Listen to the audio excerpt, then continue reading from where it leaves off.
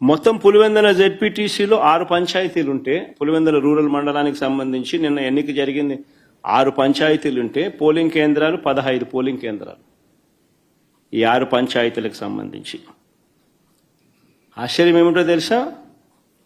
ఈ 6 పంచాయతీల్లో భద్రత పేరుతో 700 మందిని పోలీసులను పెట్టారు. ప్రజలను ఓట్లు వేసేందుకు సహకరించేందుకు కాదు ఈ భద్రత, ప్రజలను భయభ్రాంతులను చేసేందుకు ఇది 700 మంది పోలీసులు. ఉదయం 4 గంటలకల్లా ఇతర ప్రాంతాల నుంచి వచ్చిన వ్యక్తులు ఆయా గ్రామాలలో మకాం వేశారు.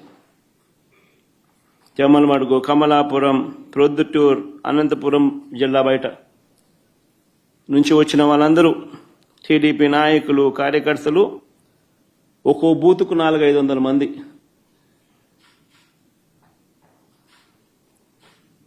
బయట వాళ్ళు వచ్చి పాగేసినారు. పోలీసుల సమక్షంలోనే, పోలీసుల దగ్గరుండి ప్రోత్సహిస్తూ.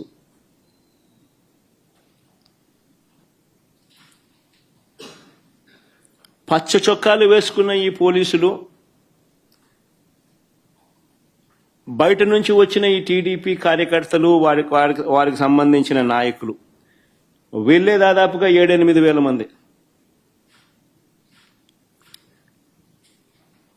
15 బూతులు, ఒక్కొక్క బూతులో దాదాపుగా 400-500 మంది బయట వాళ్ళు, ఈ 700 మంది పోలీసులు. ఈ సంఖ్య దాదాపుగా 7,000 మంది, 7-8 వేల మంది. అంటే ఒక్కొక్క ఓటరుకు బయట నుంచి ఒక్కో రౌడీ దాదాపుగా.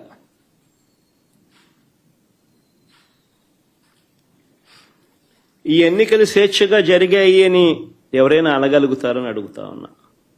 ఈ నేపథ్యంలో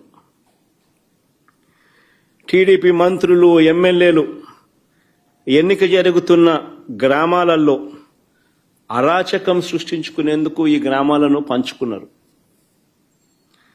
మంత్రి సవిత, ఆమెకు సంబంధించిన మనుషులు ఎర్రబల్లిలో తిష్ట వేస్తే, ఆమెకు సంబంధించిన నాయకులు, ఆమెకు సంబంధించిన మనుషులు ఎర్రబల్లిలో ఆమె తిష్టేస్తే, ఎమ్మెల్యే ఆదినారాయణ రెడ్డి నల్లపరెడ్డిపల్లెకు భారీగా జమ్మలమడుగు నుంచి తీసుకొచ్చిన కార్యకర్తలను, నాయకులను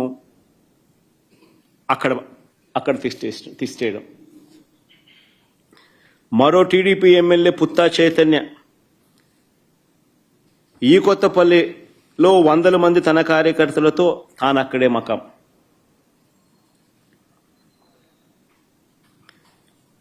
ఈ బీటెక్ రవి అనేవాడు ఎవడైతే ఉన్నాడో, తెలుగుదేశం పార్టీకి సంబంధించిన ఎమ్మెల్యే క్యాండిడేట్, కంటెస్ట్ చేసినాడు. ఈ మనిషి పులివెందుల రూరల్ ఓటర్ కాదు.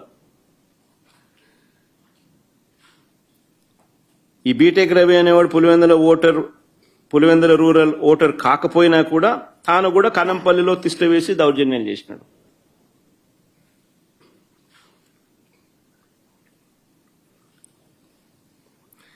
పోలింగ్ బూతులకు వైఎస్ఆర్సీపీ ఏజెంట్లు వెళితే వారిపై దాడులు చేసి, వారిని కొట్టి ఏజెంట్ ఫాములు లాక్కోవడం, చించేయడం.